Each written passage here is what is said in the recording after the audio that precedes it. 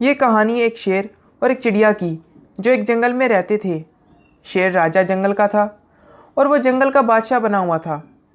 اس کے قریبی دوست بھی تھے جیسے کہ بھالو اور بندر۔ وہ سب ایک ساتھ کھیلتے اور جنگل کے مسائل حل کرتے۔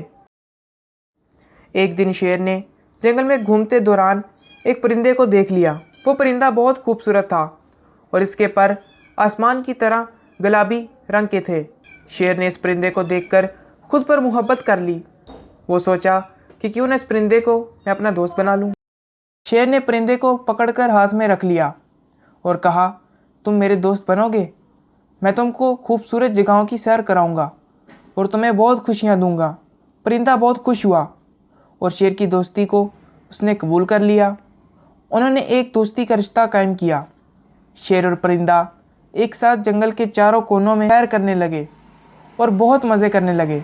ایک دن جب وہ دونوں جنگل میں سیر کر رہے تھے، وہ ایک گہرے خندق میں پہنچے۔ اس میں پانی بھرا ہوا تھا۔ شیر نے تو پانی پی لیا، لیکن بیچارہ پرندہ پانی کو پینے کی کوشش کی مگر وہ پانی نہ پی سکا۔ اس پر شیر نے پرندے سے پوچھا، سنو پرندے، آخر کیا مسئلہ ہے؟ پرندے نے جواب دیا، میں پانی نہیں پی سکتا چونکہ میرے منہ کا سایہ پانی پر پڑ رہا ہے اور میں نے اس کو پکڑ کر پینے کی کوشش کی ہے لیکن پانی کچھ بھی نہیں آیا۔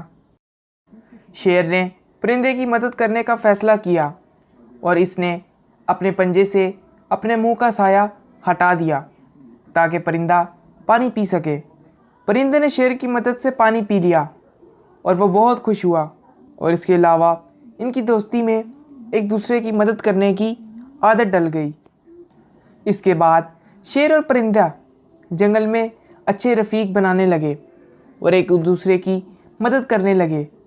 یہ کہانی ہمیں یہ سکھاتی ہے کہ دوستی اور مدد کرنا ہمیشہ اچھا ہوتا ہے، چاہے آپ کسی کی شکل کو پسند کرتے ہو یا نہ کرتے ہو۔